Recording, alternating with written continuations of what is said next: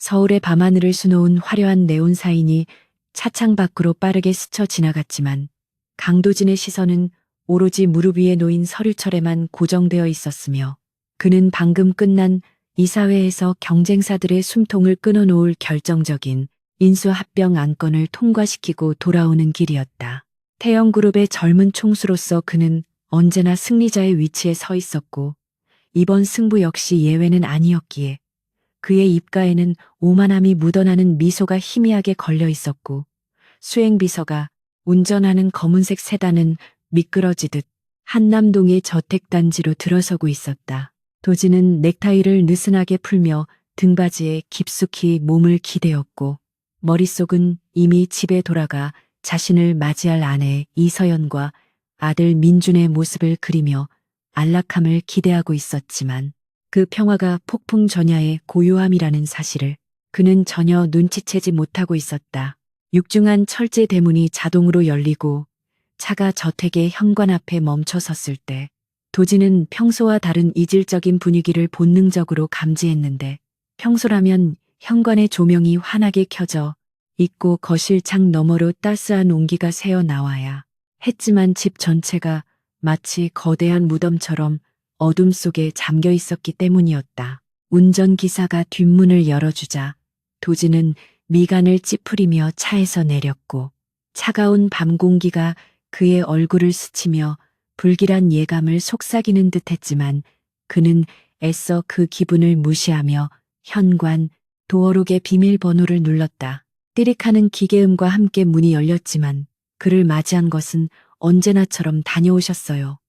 라고 말하며 겉옷을 받아주던 서연의 부드러운 목소리가 아니라 텅 빈 공간을 맴도는 서늘한 정적뿐이었다. 도진은 거실의 조명을 켜며 익숙하지 않은 고요함을 깨뜨리기 위해 일부러 발소리를 크게 내며 안으로 들어섰고 집안에서 일하는 가사 도우미 아주머니조차 보이지 않는 상황에 짜증이 치밀어 오르기 시작했는데 그는 자신이 귀가하는 시간에 맞춰 모든 것이 완벽하게 준비되어 있어야 한다고 믿는 완벽주의자였다. 그는 재킷을 벗어 소파 위에 거칠게 던져놓으며 서연의 이름을 불렀지만 대답은 돌아오지 않았고 오직 자신의 목소리가 넓은 거실 벽에 부딪혀 공허하게 메아리칠 뿐이었다.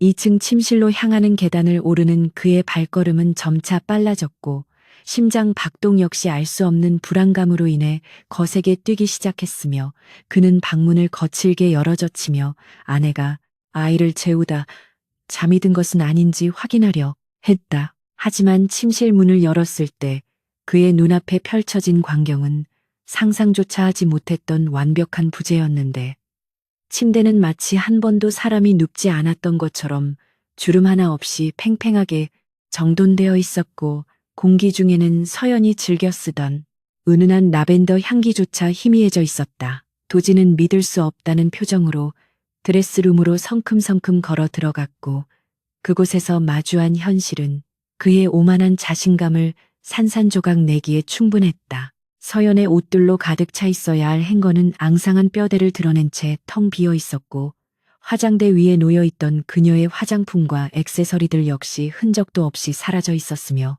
오직 거울만이 창백하게 질린 도진의 얼굴을 비추고 있을 뿐이었다. 그는 비틀거리며 아이의 방으로 달려갔지만 그곳 역시 마찬가지로 장난감 하나 남지 않은 채 텅 비어 있었고 민준이가 가장 아끼던 로봇 인형만이 바닥에 덩그러니 놓여 있어 마치 주인이 떠나버린 사실을 슬퍼하는 듯했다. 도진은 다시 안방으로 돌아와 침대 옆 협탁으로 시선을 돌렸는데 그곳에는 평소에 보지 못했던 서류 봉투 하나와 그 위에 올려진 결혼 반지가 차가운 금속성 광택을 뿜어내며 놓여 있었다.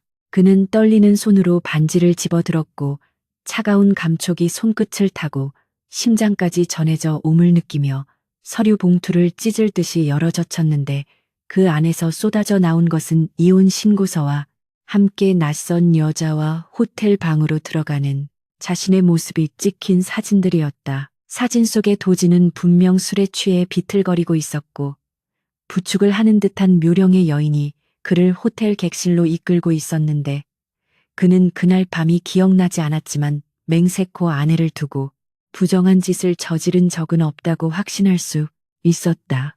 그것은 명백히 경쟁 기업이 파놓은 함정이었고 비즈니스 미팅에서 술에 약을 탔을 것이라는 합리적인 의심이 들었지만 문제는 사진이 찍힌 각도와 타이밍이 너무나도 교묘하여 누가 보더라도 불륜 현장으로 오해할 수밖에 없게 만들어져 있다는 점이었다. 도지는 사진을 바닥에 내동댕이 치며 욕설을 내뱉었고 억울함보다는 아내가 자신에게 단 한마디의 해명도 요구하지 않고 이토록 매정하게 떠나버렸다는 사실에 대한 분노가 먼저 치밀어 올랐다. 그는 주머니에서 휴대전화를 꺼내 서연의 번호를 눌렀지만 수화기 너머에서는 전원이 꺼져 있어 소리샘으로 연결된다는 무미건조한 기계음만이 반복될 뿐이었고 몇 번을 다시 걸어도 결과는 마찬가지였다. 도지는 휴대전화를 벽을 향해 집어던질 뻔하다가 겨우 참아내고 비서실장에게 전화를 걸어 당장 서연의 행방을 추적하라고 고함을 질렀다. 비서실장은 당황한 목소리로 공항과 기차역의 출입국 기록을 확인해 보겠다고 답했지만 도지는 이미 알고 있었는데 서연은 외교관 집안의 딸로서 누구보다 치밀하고 계획적으로 움직일 줄 아는 여자라는 것을 말이다. 그녀가 마음을 먹고 사라졌다면 어설픈 추적 따위로는 그녀의 그림자조차 밟을 수 없다는 사실이 그를 더욱 미치게 만들었다. 도지는 침대에 힘없이 주저앉아 바닥에 흩어진 사진들을 멍하니 바라보았고 그제야 서연이 평소에 보내왔던 무언의 신호들이 떠오르기 시작했는데 그녀는 최근 들어 부쩍 말수가 줄었고 늦게 귀가하는 자신을 보며 씁쓸한 미소를 지었었다. 그는 그것을 단지 육아와 내조에 지친 탓이라고 치부하며 대수롭지 않게 여겼고 물질적인 보상만 해주면 모든 것이 해결될 것이라고 믿었던 자신의 안일함이 얼마나 큰 죄악이었는지를 뼈저리게 깨닫고 있었다. 그녀는 사진을 본 순간 분노하거나 소리를 지르는 대신 조용히 짐을 싸서 아이를 데리고 나가는 길을 택했고 그것은 도진에 대한 신뢰가 이미 바닥나 있었다는 증거이자 그에게 내리는 가장 가혹한 형벌이었다. 정막이 감도는 집안에서 도진은 숨이 막혀오는 고통을 느꼈고 넥타이를 거칠게 풀어헤쳐도 가슴을 짓누르는 거대한 바위는 사라지지 않았으며 그는 자신이 쌓아올린 거대한 태영그룹이라는 제국이 아내와 아이가 없는 이곳에서는 아무런 의미도 없는 모래성에 불과하다는 것을 깨달았다. 그는 비틀거리며 거실로 내려와 소파에 앉았으나 넓은 가죽 소파는 너무나 차갑고 딱딱하게만 느껴졌고 시선이 닿는 곳마다 서연과 민준의 잔상이 아른거려 견딜 수가 없었다. 주방 식탁 위에는 그가 아침에 급하게 마시고 남겨둔 커피잔이 그대로 놓여 있었는데 서연은 떠나기 전 그 잔조차 치우지 않을 정도로 그에 대한 정이 완벽하게 떨어졌음을 보여주고 있었다. 도지는 머리를 감싸쥐고 괴로워하다가 바닥에 떨어진 민준의 작은 신발 한 짝을 발견하고는 홀린 듯이 기어가 그 신발을 손에 쥐었는데 아직 아이의 온기가 남아있는 듯한 착각이 들 정도로 신발은 작고 소중했다.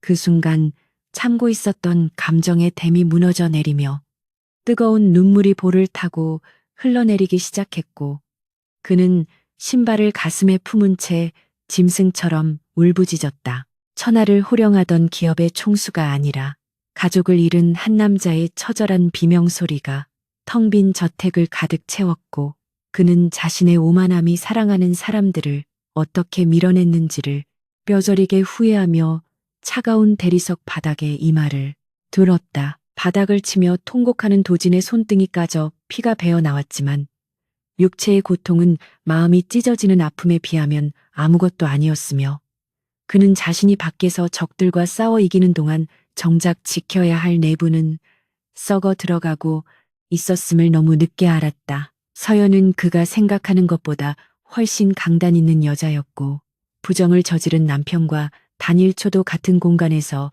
숨쉬고 싶지 않아 했을 결벽증적인 성격을 그는 간과하고 있었던 것이다. 도지는 흐릿해진 시야 속에서 맹세했는데 지옥 끝까지 쫓아가서라도 그녀를 찾아내 무릎을 꿇고 빌 것이며 자신을 함정에 빠뜨려 가정을 파탄낸 놈들을 찾아내어 살아서는 겪을 수 없는 지옥을 맛보게 해주겠다고 다짐했다. 밤은 깊어가고 폭우가 쏟아지기 시작한 창밖의 날씨처럼 도진의 내면은 폭풍우가 휘몰아치고 있었으며 그는 바닥에 쓰러진 채로 밤을 지새울 기세였지만 비서실장으로부터 다시 전화가 걸려왔다. 도진은 떨리는 손으로 휴대전화를 집어들었고 수화기 너머에서 들려오는 비서실장의 목소리는 다급하면서도 곤혹스러움이 묻어나 있었는데 그것은 서연이 카드를 사용하지 않고 현금을 인출한 기록이 발견되었다는 보고였다. 이것은 그녀가 철저하게 자신의 추적을 피하기 위해 준비했다는 것을 다시 한번 확인시켜주는 동시에 아주 미세하지만 추적할 수 있는 실마리가 생겼다는 희망이기도 했기에 도진은 핏발선 눈을 번뜩이며 몸을 일으켰다. 그는 비틀거리며 욕실로 들어가 찬물을 틀어 머리를 식혔고 거울 속에 비친 자신의 모습은 초췌하기 짝이 없었지만 눈빛만은 먹이를 노리는 맹수처럼 형형하게 빛나고 있었다. 도진은 젖은 머리카락을 쓸어 넘기며 다시는 오만함으로 인해 소중한 것을 잃지 않겠다고 다짐했고 지금부터 시작될 싸움은 기업의 이익을 위한 것이 아니라 자신의 인생 전부를 되찾기 위한 처절한 전쟁이 될 것임을 직감했다. 그는 옷방으로 들어가 편한 옷으로 갈아입는 대신 전투복과도 같은 검은색 슈트를 다시 차려입었고 서연이 남기고 간 이혼 서류를 갈기갈기 찢어 쓰레기통에 처박았다. 도진이 다시 현관을 나설 때 비는 더욱 거세게 내리고 있었지만 그는 우산을 쓰지 않고 빗속으로 걸어 들어가 대기하고 있던 수행원들의 차에 올라탔고 차가운 빗방울이 뜨겁게 달아오른 그의 머리를 식혀주며 이성을 되찾게 해주었다.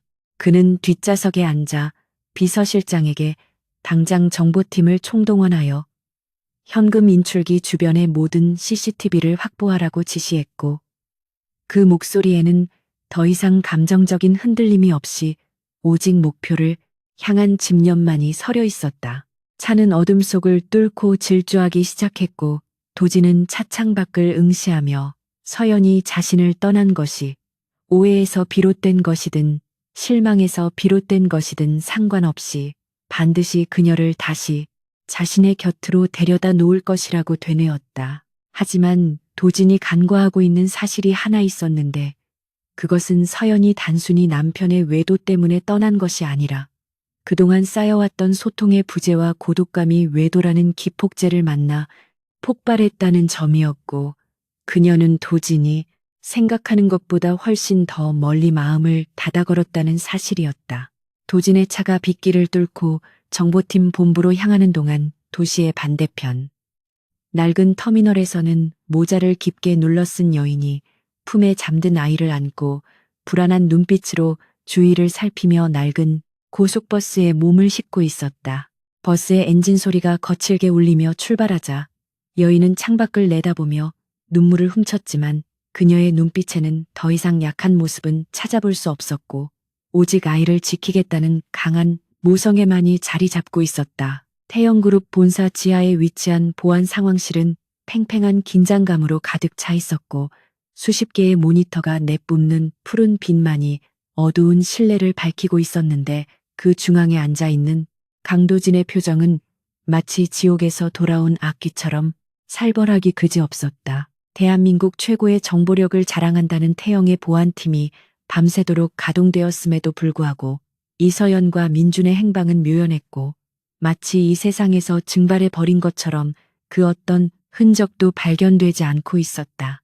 도진은 주먹으로 책상을 내리치며 정보팀장에게 고함을 질렀는데 평소 냉철하고 이성적이던 그의 모습은 온데간데 없고 오직 잃어버린 가족을 찾겠다는 광기 어린 집착만이 그의 눈동자 속에서 이글거리고 있었다. 정보팀장은 식은땀을 흘리며 고개를 숙일 수밖에 없었는데 사모님인 이서연이 사용한 방식은 일반적인 가출과는 차원이 다른 전문가 수준의 회피 기동이었기 때문이었다. 그녀는 외교관이었던 부친을 따라 어린 시절부터 해외 여러 분쟁 지역을 다녔던 경험이 있었고 그 과정에서 자신의 신분을 감추고 이동 경로를 세탁하는 방법을 본능적으로 익히고 있었던 것이다. 그녀는 신용카드 대신 미리 인출해둔 현금만을 사용했고 본인 명의의 휴대전화는 집에 두고 왔으며 대중교통을 이용할 때도 CCTV 사각지대만을 골라 이동하는 치밀함을 보이고 있었다. 도지는 아내가 자신이 생각했던 것보다 훨씬 더 똑똑하고 무서운 여자였다는 사실을 새삼 깨달으며 입술을 깨물었다. 날이 밝아오자 상황은 더욱 악화되었는데 증권가 찌라시를 통해 도진의 불륜설과 이혼 임박설이 급속도로 퍼져나가기 시작했고 인터넷 포털 사이트의 실시간 검색어는 태영그룹 회장의 사생활 스캔들로 도배가 되고 있었다. 주식시장이 개장하자마자 태영그룹의 주가는 곤두박질 치기 시작했고 주주들의 항의 전화가 빗발쳤지만 도지는 회사 일 따위는 안중에도 없다는 듯 비서실장에게 모든 대응을 일임하고 오로지 아내를 찾는 일에만 매달렸다. 그는 자신이 평생을 바쳐 일궈온 회사가 흔들리는 것보다 당장 아침에 눈을 떴을 때 곁에 없는 아내의 빈자리가 주는 공포가 훨씬 더 크다는 것을 뼈저리게 느끼고 있었다. 그때 분석팀의 한 직원이 떨리는 목소리로 도진을 불렀는데 호텔 CCTV 영상을 정밀 분석하던 중 결정적인 단서를 포착했다는 보고였다. 도진이 급히 모니터 앞으로 다가가 확인한 영상 속에는 술에 취해 비틀거리는 도진에게 접근하는 여자의 모습이 선명하게 찍혀 있었는데 그녀는 도진을 부축하는 척하며 귓속말을 속삭이고 있었고 동시에 손으로는 누군가에게 신호를 보내는 듯한 제스처를 취하고 있었다.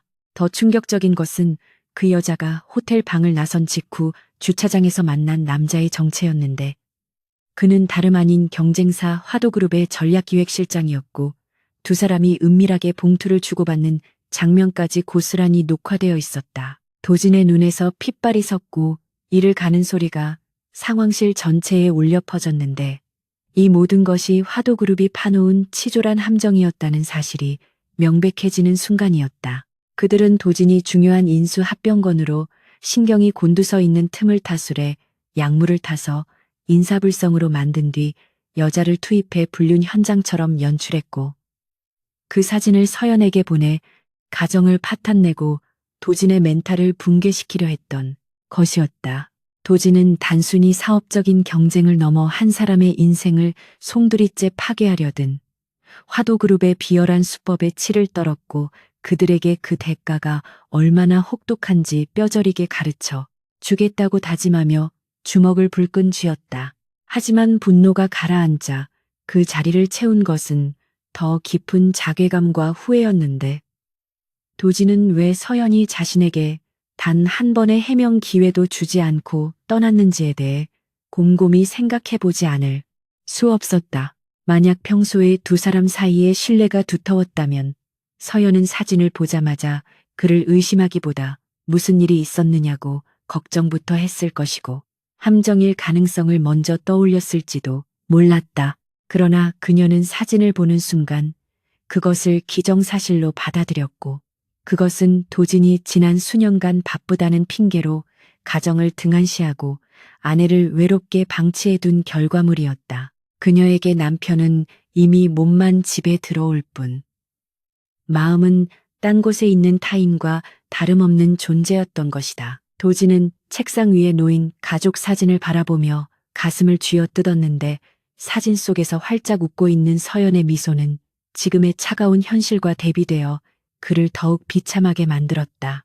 그는 아내가 아이가 아파서 밤새 간호할 때도 중요한 미팅이 있다며 집을 비웠었고 결혼기념일조차 비서를 통해 선물을 보내는 것으로 때우곤 했었다. 서연이 보낸 수많은 구조 신호를 묵살하고 그녀의 감정을 사소한 투정으로 치부했던 자신의 오만함이 결국 그녀가 이토록 쉽게 떠날 수 있는 명분을 만들어준 셈이었다.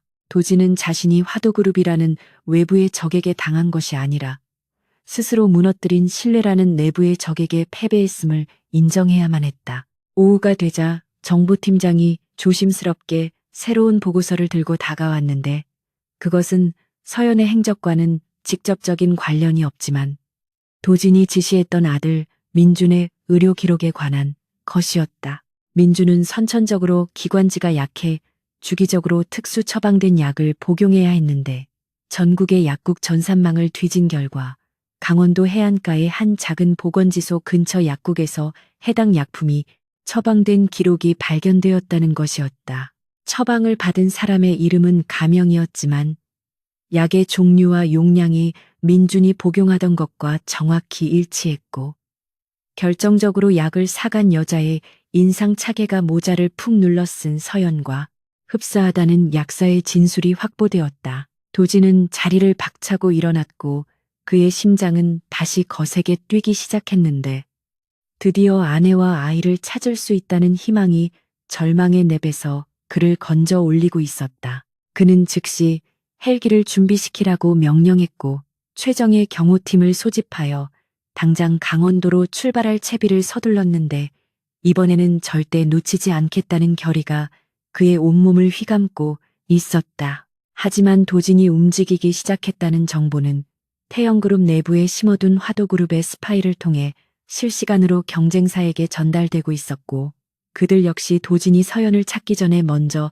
손을 쓰기 위해 움직이기 시작했다. 화도그룹의 회장실에서는 늙은 회장이 비릿한 웃음을 흘리며 사냥개들을 풀라고 지시하고 있었는데 그는 도진이 아내와 아이 문제라면 물불을 가리지 않고 달려들 것이라는 점을 이용해 그를 완전히 매장시킬 계획을 세우고 있었다. 그들은 도진보다 먼저 서연을 확보하여 인질로 삼은 뒤 태영그룹이 진행 중인 신재생 에너지 사업권을 포기하게 만들거나 최악의 경우 도진을 사고로 위장하여 제거할 생각까지 하고 있었다. 폭풍우가 몰아치는 동해안의 도로 위에서 서로 다른 목적을 가진 두 세력이 한 여자를 향해 질주하기 시작했고 이것은 단순한 추격전이 아니라 목숨을 건 전쟁의 서막이었다.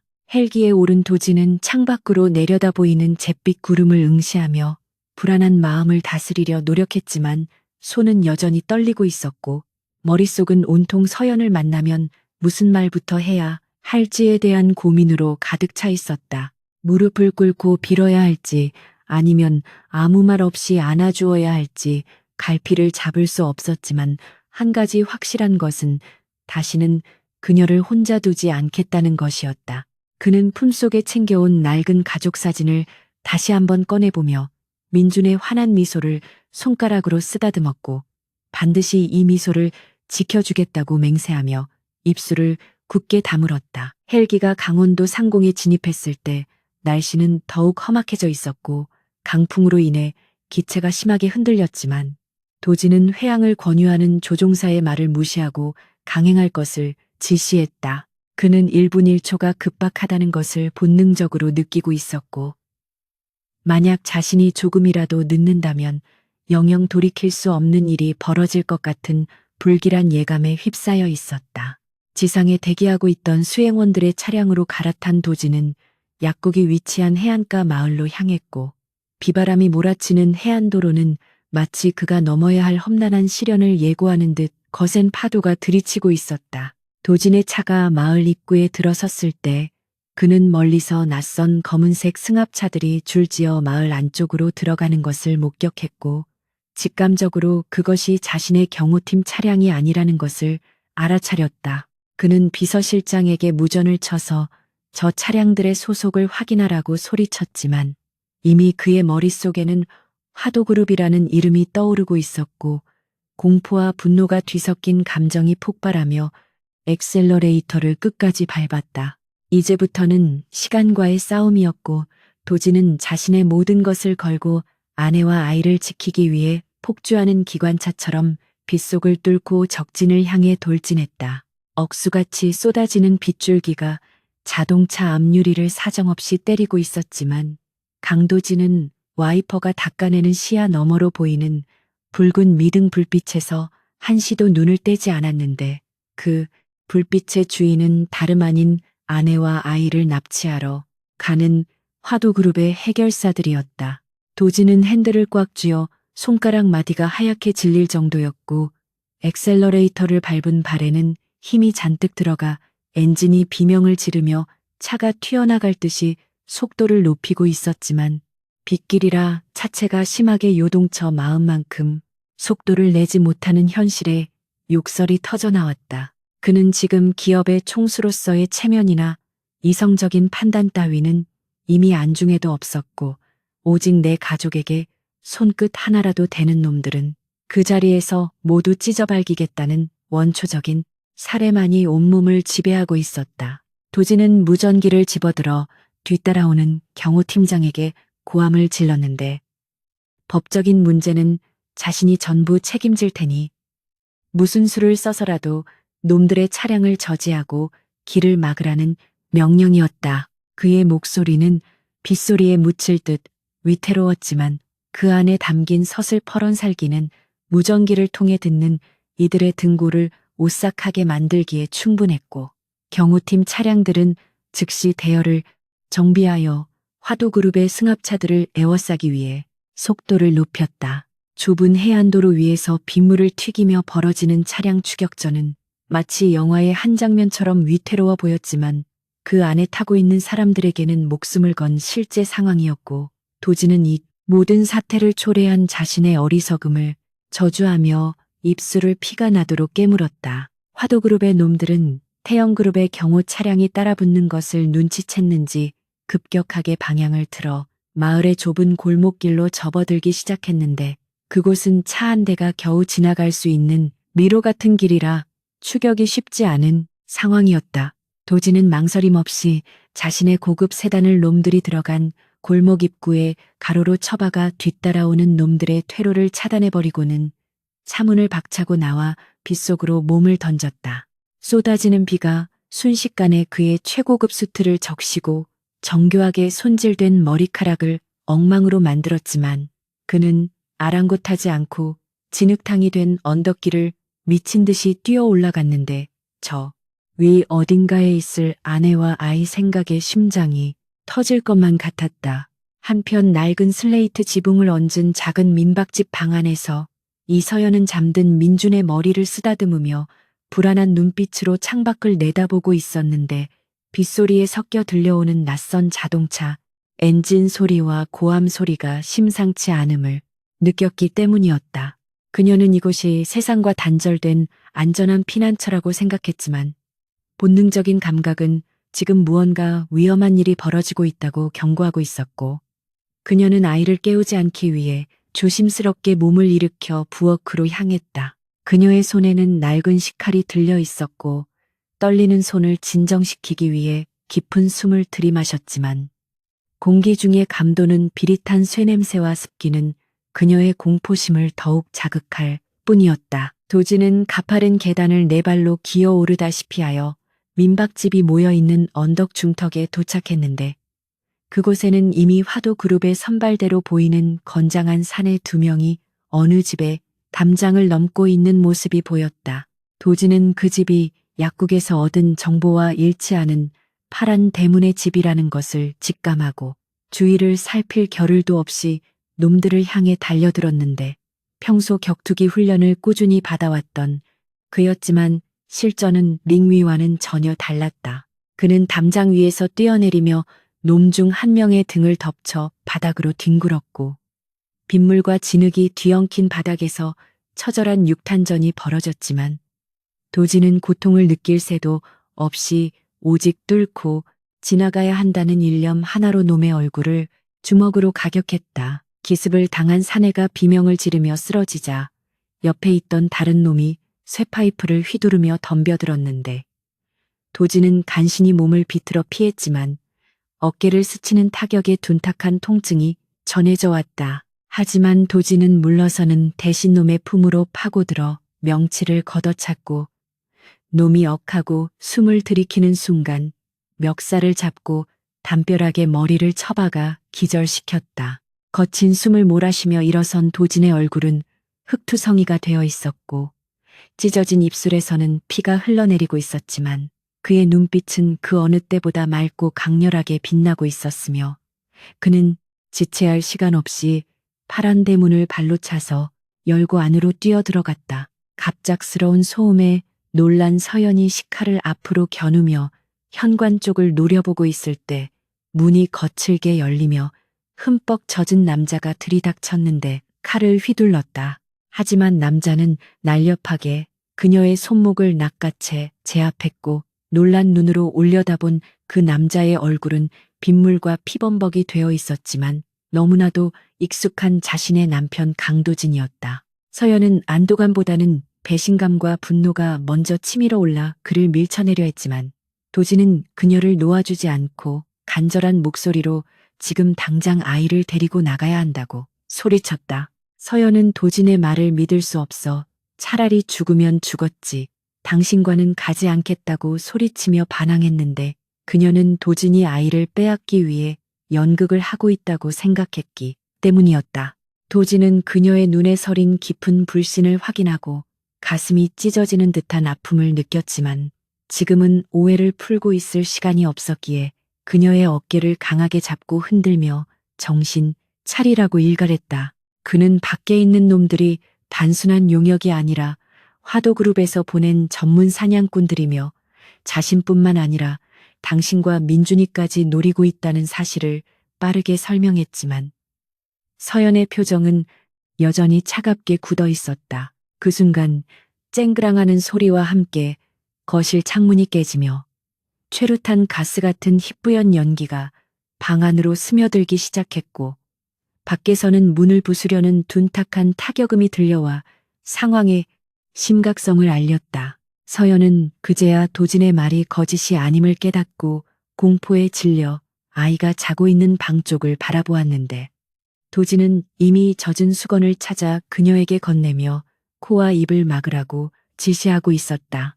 그는 망설이는 서연을 대신해 안방으로 뛰어들어가 자고 있던 민준을 번쩍 안아들었고 자신의 재킷을 벗어 아이의 얼굴을 감싸 보호하며 서연에게 내 뒤만 따라오라고 단호하게 말했다. 도진은 아이를 한 팔에 안고 다른 한 손으로는 서연의 손을 꽉 잡은 채 뒷문으로 향했는데 정문은 이미 놈들이 포위하고 있을 것이 뻔했기에 담장이 무너져 있는 뒤쪽 텃밭을 통해 산으로 도주할 계획을 세웠다. 하지만 뒷문을 여는 순간 매복하고 있던 덩치 큰 사내가 야구방망이를 휘두르며 앞을 막아섰고 도진은 서연을 뒤로 밀치며 몸을 날려 놈의 허리를 껴안고 바닥으로 쓰러졌다. 아이를 안고 있어 제대로 된 방어가 불가능했던 도진은 놈의 주먹에 등을 몇 차례 가격당했지만 이를 악물고 버티며 서연에게 아이를 데리고 먼저 뛰라고 고함을 질렀다. 서연은 바닥에 뒹구는 남편을 두고 발걸음이 떨어지지 않아 주저했지만 도진의 절박한 눈빛과 품에 안긴 아이의 울음소리에 정신을 차리고 어둠 속으로 달리기 시작했다. 도진은 서연이 시야에서 사라지는 것을 확인하자마자 놈의 급소를 가격하여 밀어내고 비틀거리며 일어섰지만 이미 집 주변은 서너 명의 남자들에게 완전히 포위된 상태였다. 빗줄기는 더욱 거세져 한 치 앞도 분간하기 힘들었지만 도진은 땅에 떨어진 강목 하나를 집어들고 놈들을 향해 짐승 같은 울음소리를 내지르며 달려들었는데 그것은 생존을 위한 싸움이 아니라 시간을 벌기 위한 처절한 몸부림이었다. 도진은 수적 열세에도 불구하고 미친 듯이 강목을 휘두르며 놈들의 접근을 막았지만 날아오는 주먹과 발길질을 모두 피할 수는 없었고 그의 몸은 점차 상처로 얼룩져갔다. 하지만 그는 쓰러질 때마다 오뚜기처럼 다시 일어났는데 그를 지탱하고 있는 것은 초인적인 정신력과 자신이 여기서 무너지면 아내와 아이가 잡힌다는 절대절명의 위기감이었다. 놈들 중 리더로 보이는 자가 비릿한 웃음을 흘리며 칼을 꺼내 들고 천천히 다가오자 도진은 피 섞인 침을 뱉으며 덤빌 테면 덤벼보라고 손짓했고 그의 눈빛은 공포가 아닌 분노로 이글거리고 있었다. 한편 어둠 속을 헤치며 산길을 오르던 서연은 뒤에서 들려오는 타격음과 남편의 고통 섞인 신음소리에 가슴이 미어지는 것을 느꼈는데 그것은 그녀가 알던 냉혈한 사업가 강도진의 모습이 아니었다. 그녀는 그가 왜 자신들을 위해 목숨을 걸고 싸우는지 이해할 수 없어 혼란스러웠지만 지금은 오직 그의 희생이 헛되지 않게 아이를 지키는 것만이 자신이 할 수 있는 유일한 일임을 되뇌며 발걸음을 재촉했다. 빗물에 미끄러져 넘어지고 가시덤불에 옷이 찢겨도 그녀는 아이를 품에서 놓지 않았고 칠흑 같은 어둠 속에서 오직 살아야 한다는 본능 하나로 산을 넘고 있었다. 도지는 칼을 든 사내와 대치하며 거친 숨을 몰아쉬고 있었는데 왼쪽 팔에서는 놈의 칼에 스친 상처에서 붉은 선혈이 빗물에 씻겨 내려가고 있었다. 그는 멀리서 들려오는 경찰차의 사이렌 소리를 들었고 조금만 더 버티면 된다는 희망을 품었지만 놈들 역시 그 소리를 듣고 마음이 급해져 한꺼번에 달려들 기세를 보이고 있었다. 도지는 강목을 고쳐주며 마지막 힘을 짜내어 포효했고 빗속에서 번개와 함께 놈들이 그를 향해 쇄도하는 순간 세상은 슬로우 모션처럼 느리게 흘러가기 시작했다. 빗속에서 벌어진 처절한 난투극 끝에 강도진은 마지막 남은 사내의 팔을 꺾어 제압하고는 거친 숨을 몰아쉬며 바닥에 쓰러진 놈들을 뒤로 한 채 비틀거리며 일어섰는데 그의 셔츠는 이미 형체를 알아볼 수 없을 정도로 찢겨 있었고 복부에서는 자상을 입은 듯 붉은 피가 빗물에 섞여 흘러내리고 있었지만 그는 고통을 느낄 겨를도 없이 서연이 사라진 산길을 향해 시선을 고정했다.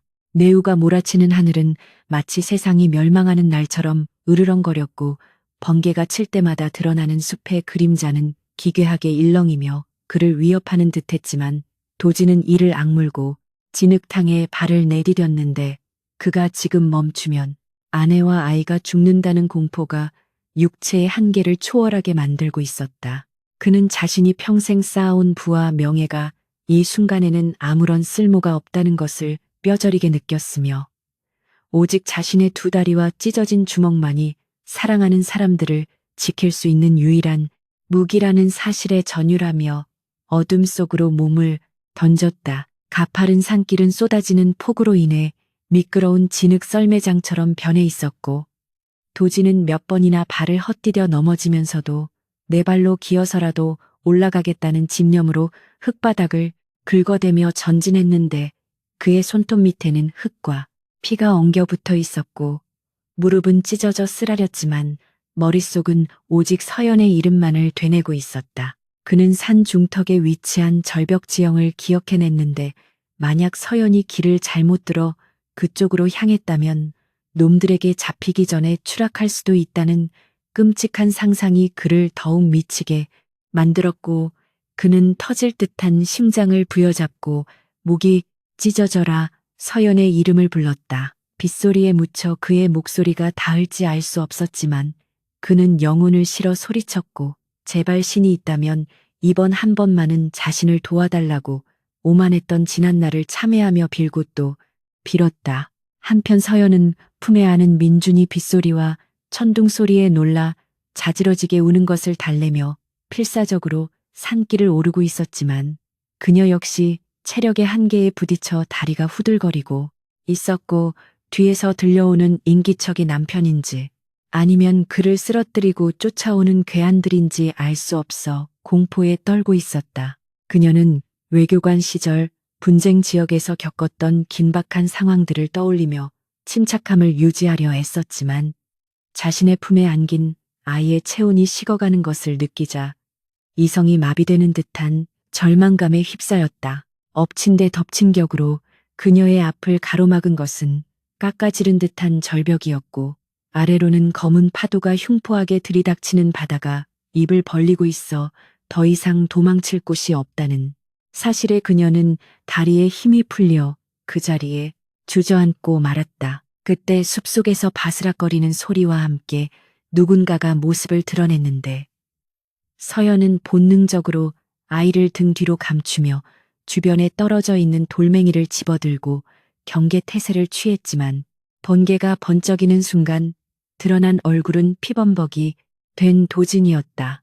도진은 서연과 민준이 무사하다는 것을 확인하자마자 다리에 힘이 풀려 무릎을 꿇었고 안도감에 젖은 눈으로 그녀를 바라보며 거칠게 숨을 몰아쉬었지만 서연은 여전히 그를 향한 경계를 풀지 않은 채 차가운 목소리로 다가오지 말라고 소리쳤다.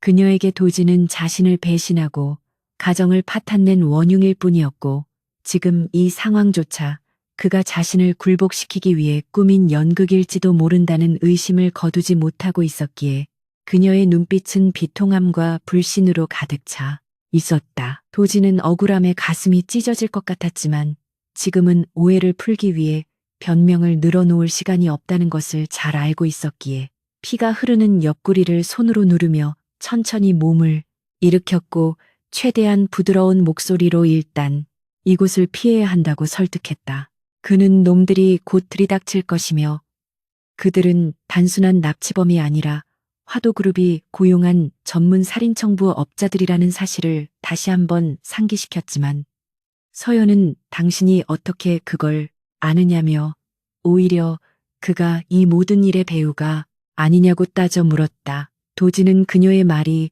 비수처럼 가슴에 꽂히는 것을 느꼈지만 자신의 업보라고 생각하며 쓴웃음을 지었고 당신이 나를 믿지 않아도 좋으니 제발 아이만이라도 살려달라고 애원하며 손을 내밀었다. 그 순간 숲속에서 서늘한 웃음소리가 들려왔고 도진과 서연이 동시에 고개를 돌린 곳에는 놈들의 리더로 보이는 남자가 날카로운 사시미 칼을 들고 비열한 미소를 지으면서 있었는데 그는 도진이 끈질기게 살아남은 것을 칭찬하며 천천히 다가오고 있었다.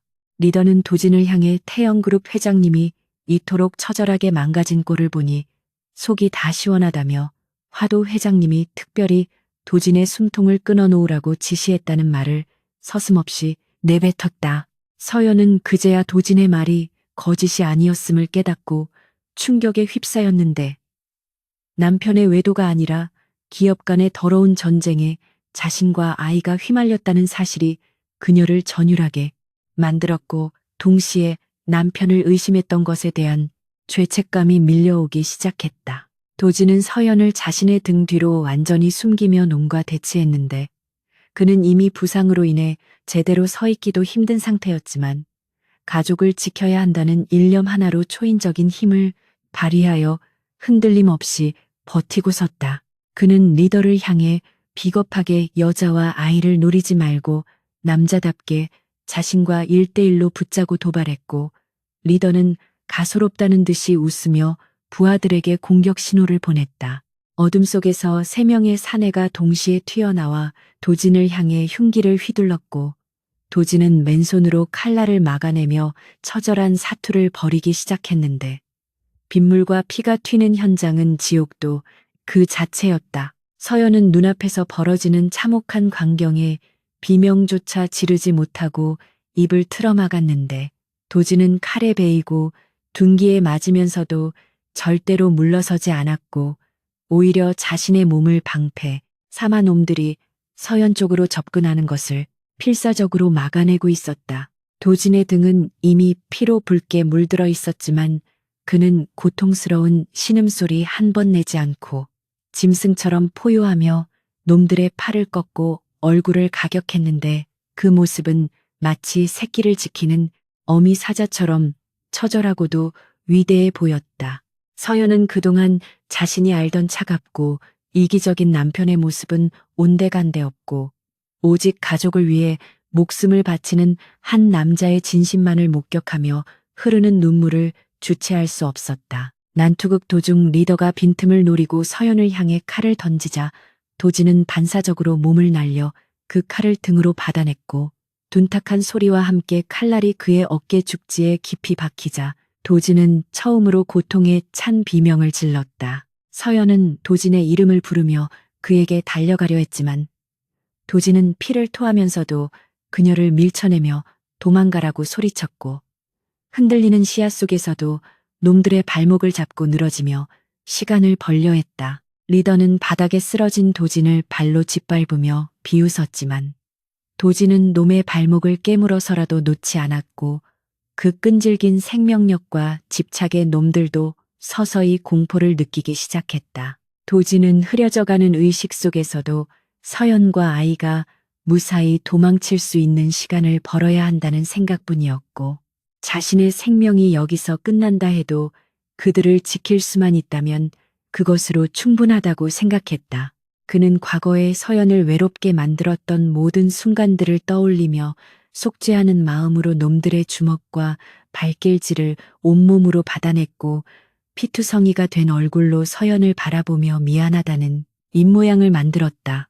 서연은 그 모습을 보며 오열했고, 더 이상 도망치는 것은 의미가 없다는 것을 깨닫고는 아이를 안전한 바위 틈에 숨겨두고 주변에 떨어진 굵은 나뭇가지를 집어들고 도진에게로 달려왔다. 서연의 갑작스러운 공격에 당황한 놈 하나가 머리를 맞고 쓰러지자 리더는 당황하며 서연을 향해 칼을 휘둘렀지만 도진이 마지막 힘을 짜내어 벌떡 일어나 리더의 허리를 감싸 안고 절벽 쪽으로 밀어붙였다. 도진은 놈과 함께 동기어진 할 각오로 절벽 끝으로 돌진했고, 리더는 공포에 질려 발버둥 쳤지만 이미 이성을 잃은 도진의 괴력을 당해낼 수는 없었다. 절벽 끝에서 두 남자가 엉겨붙어 위태롭게 흔들리는 순간 번개가 내리꽂히며 천둥 소리가 세상을 뒤흔들었고, 도진은 놈을 벼랑 끝으로 밀어버리려 했지만 놈이 도진의 옷자락을 잡고 늘어지는 바람에 두 사람은 함께 균형을 잃고 휘청거렸다. 서연은 비명을 지르며 도진의 팔을 잡으려 했지만 빗물에 미끄러워 닿지 않았고, 도진은 떨어지기 직전 놈의 얼굴을 박치기로 가격하여 손을 놓게 만든 뒤 반동을 이용해 바닥으로 몸을 던졌다.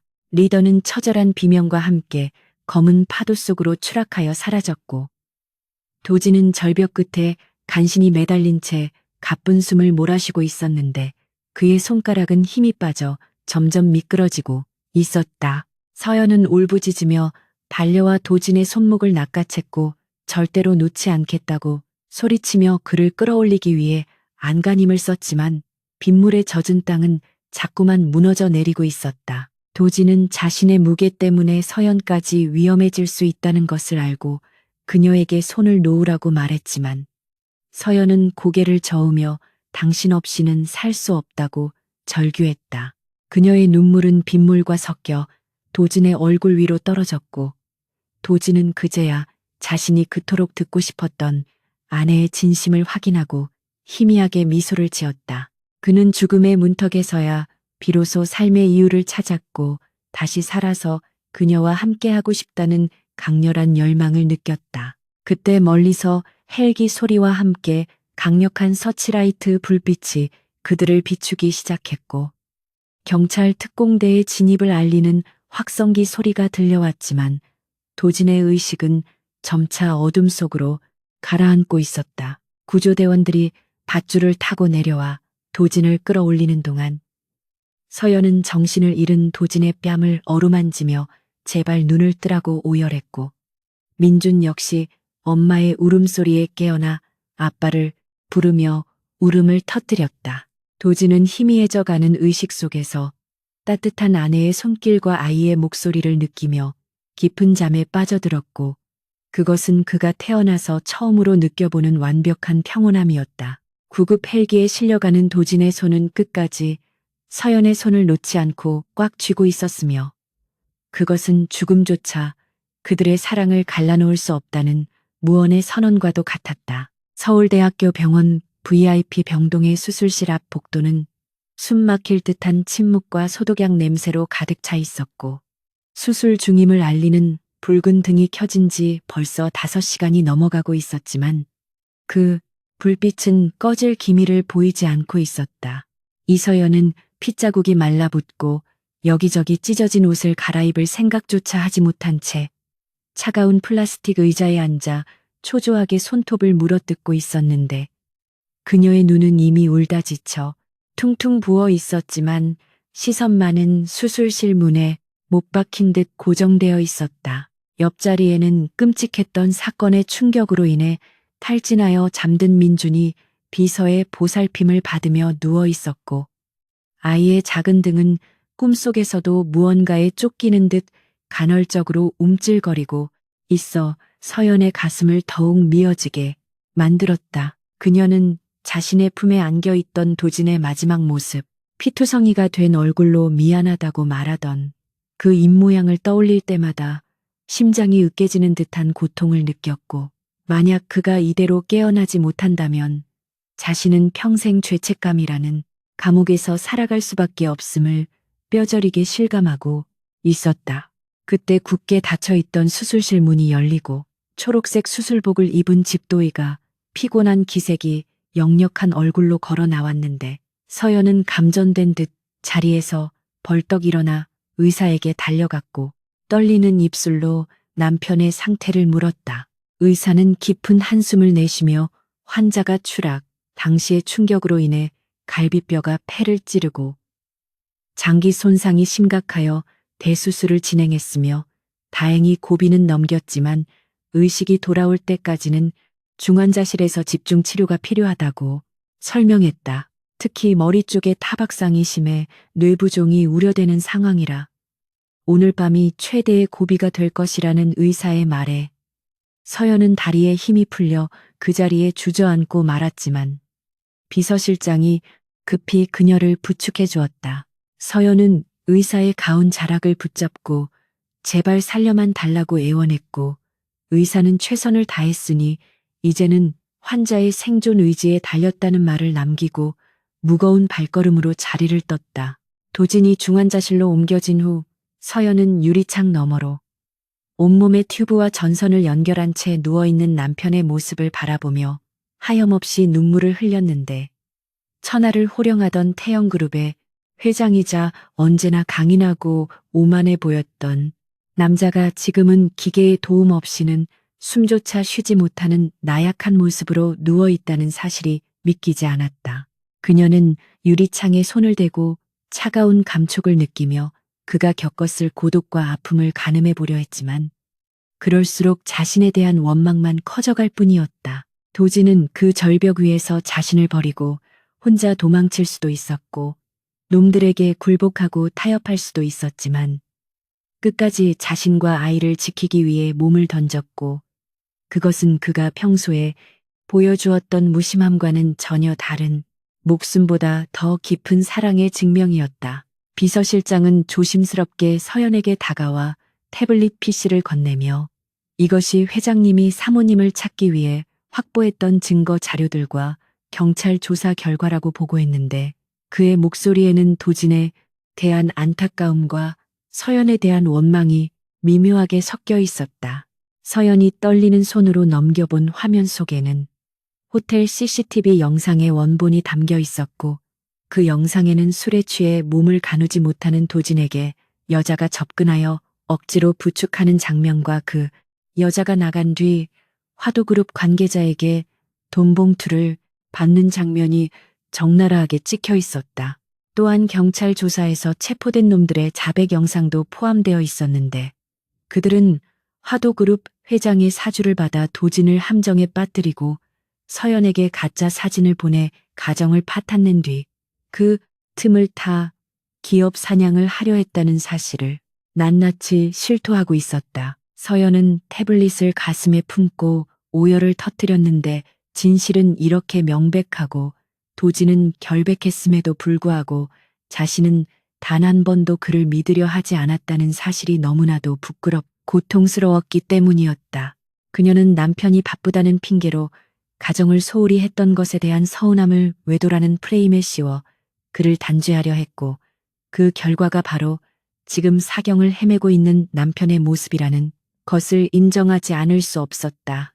도진이 찢어버린 이혼 서류 조각들이 쓰레기통에서 발견되었다는 비서실장의 말은 그녀의 가슴에 비수처럼 꽂혔고, 그것은 도진이 가정을 포기하려 했던 것이 아니라 어떻게든 지키려 했다는 반증이었기에 그녀는 더욱더 자신을 용서할 수 없었다. 밤이 깊어지자 병원의 공기는 더욱 무겁게 가라앉았고, 서연은 면회 시간이 되자마자 방호복을 입고 중환자실 안으로 들어가 도진의 침대 곁에 앉았는데, 규칙적인 기계음만이 그가 살아있음을 증명하는 유일한 소리였다.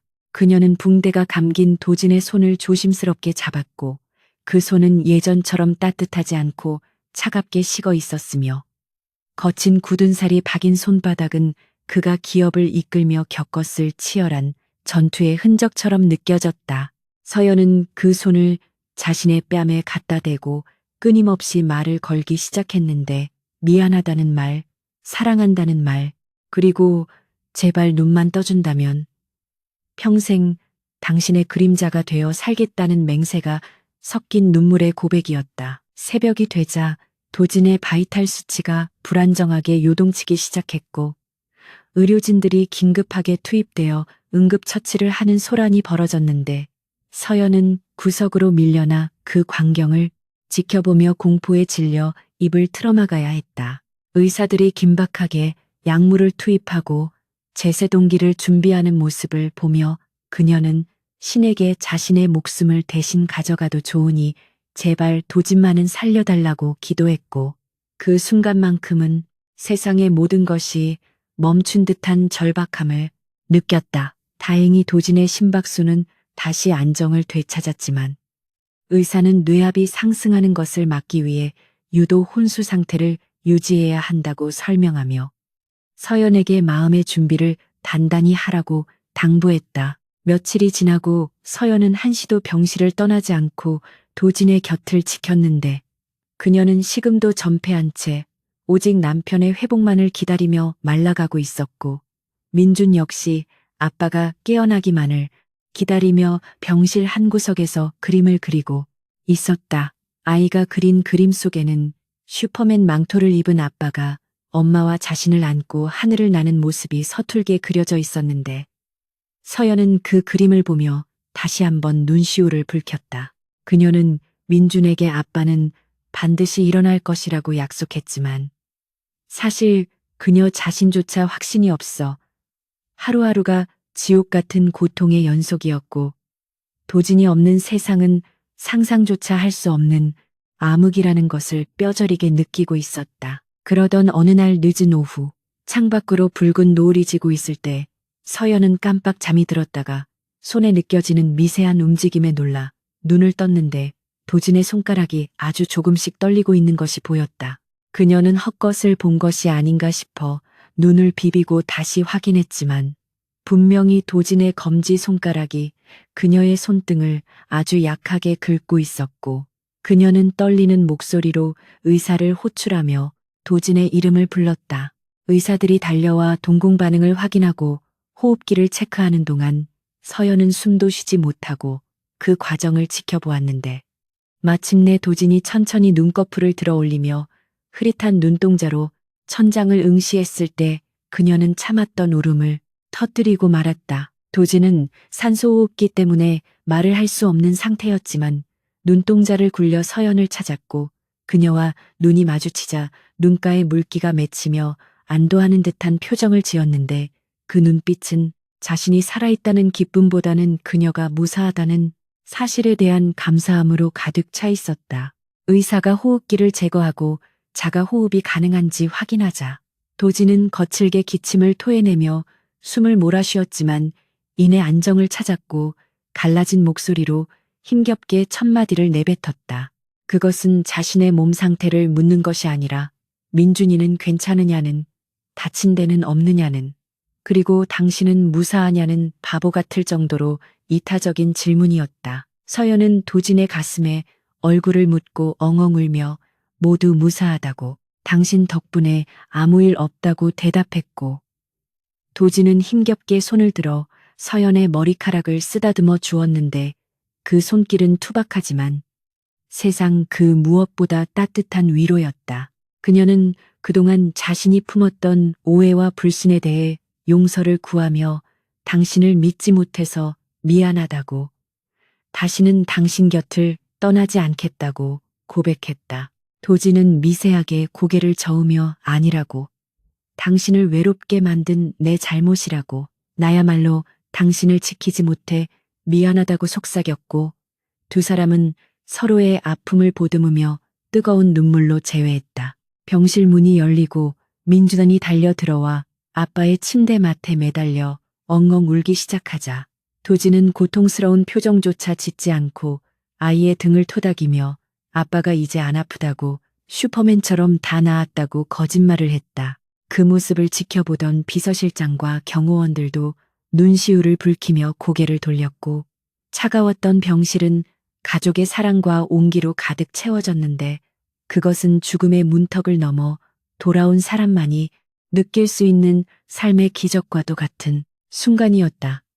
도지는 가족을 품에 안은 채 창밖을 바라보았고 그의 눈빛은 조금 전의 부드러움과는 다르게 서늘하게 가라앉으며 새로운 결의를 다지고 있었다. 도지는 자신이 사경을 헤매는 동안 화도그룹이 태영그룹을 상대로 적대적 인수합병을 시도하고 있다는 비서실장의 보고를 받았고 그들이 자신의 부재를 틈타 얼마나 비열하게 움직이고 있는지를 짐작하고 있었다.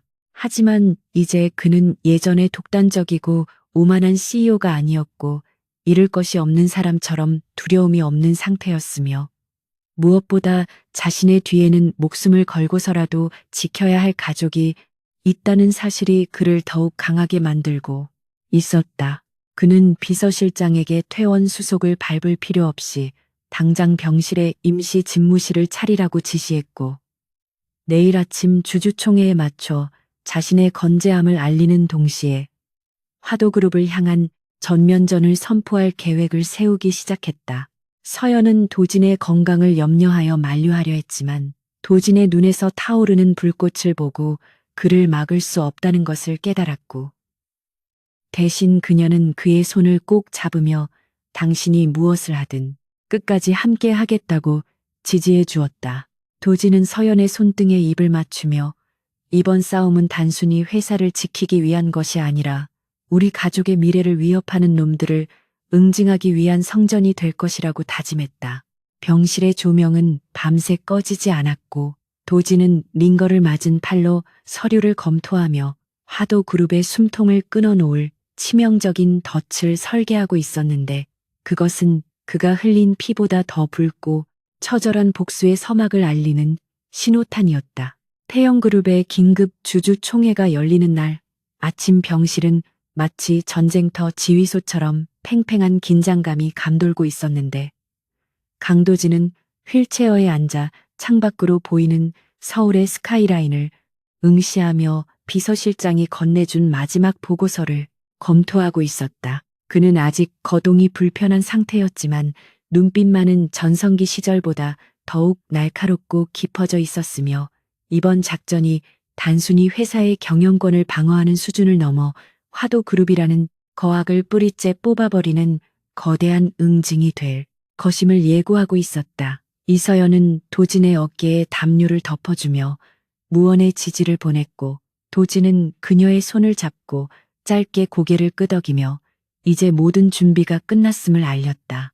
그는 카메라 앞에 앉아 화상으로 주주총회장에 접속했고 대형 스크린에 그의 모습이 나타나자 술렁이던 장내는 순식간에 찬물을 끼얹은 듯 조용해졌는데 붕대를 감고 있는 그의 모습이 오히려 동정심과 함께 비장함을 자아내고 있었기 때문이었다. 화도그룹의 회장은 도진이 식물인간이 되었다는 헛소문을 믿고 회심의 미소를 지으며 주주들에게 태영그룹의 경영부실을 지적하고 있었지만 도진의 등장은 그의 계획을 산산조각 내기에 충분했다.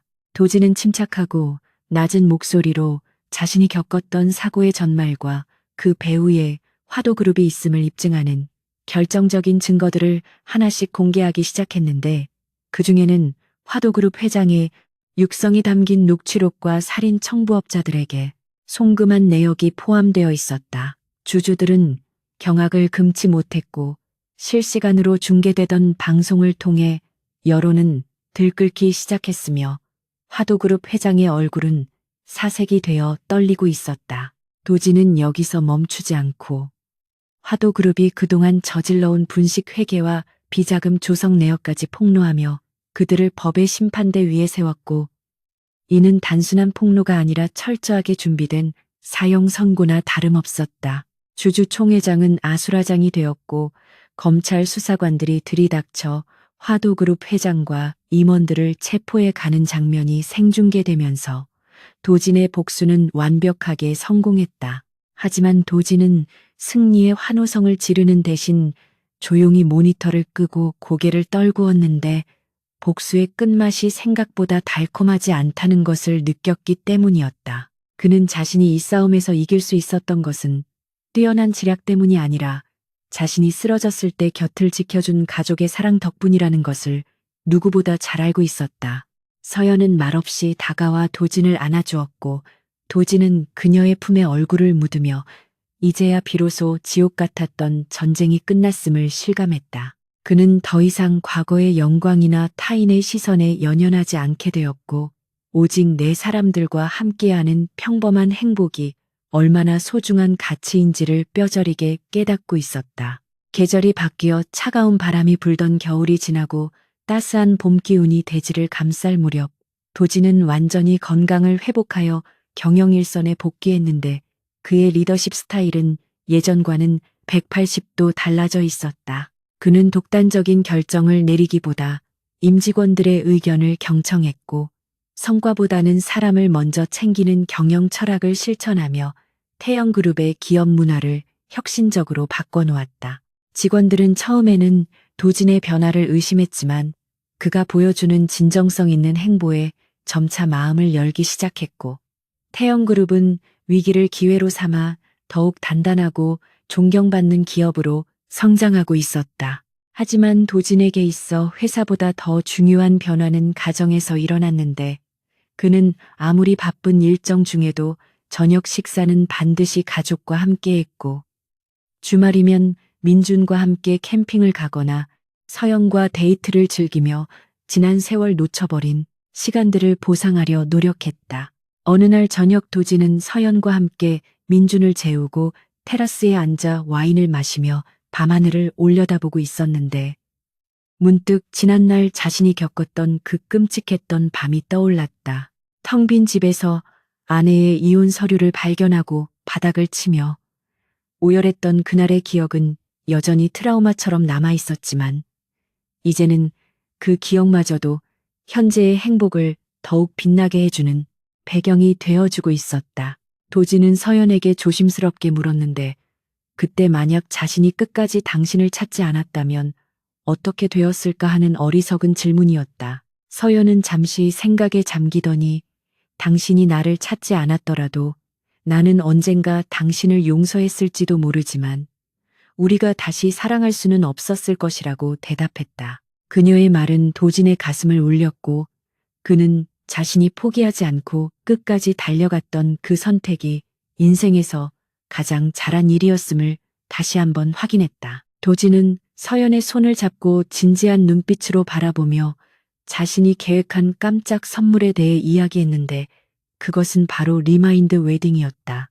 결혼식조차 비즈니스의 연장선처럼 치러야 했던 과거를 지우고 오직 가족과 가까운 지인들만 초대하여 진정한 사랑의 서약을 다시 맺고 싶다는 그의 소망이었다. 서연은 눈시울을 붉히며 고개를 끄덕였고 두 사람은 서로를 끌어안으며 늦게나마 찾아온 진정한 신혼의 달콤함을 만끽했다. 며칠 뒤 태영그룹 본사 대강당에서 열린 기자회견장에는 수많은 취재진이 몰려들었는데 도진이 개인적인 소회를 밝히겠다는 이례적인 발표를 했기 때문이었다. 단상에 오른 도진은 준비된 원고를 읽는 대신 진솔한 어조로 자신의 과오를 고백하기 시작했다. 그는 자신이 성공이라는 목표를 향해 달려가는 동안 가장 소중한 가치인 가족을 등한시했음을 인정했고 그로 인해 겪어야 했던 시련과 아픔에 대해 담담하게 이야기했다. 그는 카메라를 정면으로 응시하며 이 자리를 빌려 자신의 아내에게 감사의 말을 전하고 싶다고 했는데 당신이 나를 떠나준 덕분에 나는 내가 얼마나 오만한 인간이었는지를 깨달을 다수 있었고 당신이 다시 나를 받아준 덕분에 나는 비로소 온전한 인간이 될 수 있었다는 감동적인 고백이었다. 기자회견장은 숙연해졌고 도진의 진심 어린 고백은 뉴스를 타고 전국으로 퍼져나가며 많은 사람들에게 울림을 주었다. 그는 더 이상 차가운 재벌 총수가 아니라 실수를 인정하고 반성할 줄 아는 성숙한 리더이자 한 가정의 가장으로 대중들에게 각인되었다. 리마인드 웨딩 날은 눈부시게 화창했고 야외 정원에는 소박하지만 아름다운 꽃 장식이 가득했는데 민준이 화동이 되어 꽃을 뿌리며 입장하자 하객들의 환호성이 터져나왔다. 도지는 턱시도를 입고 긴장된 표정으로 서 있었고 서연이 순백의 드레스를 입고 아버지의 손이 아닌 자신의 손으로 직접 걸어 들어올 때 그의 심장은 처음 만났을 때보다 더 거세게 뛰고 있었다.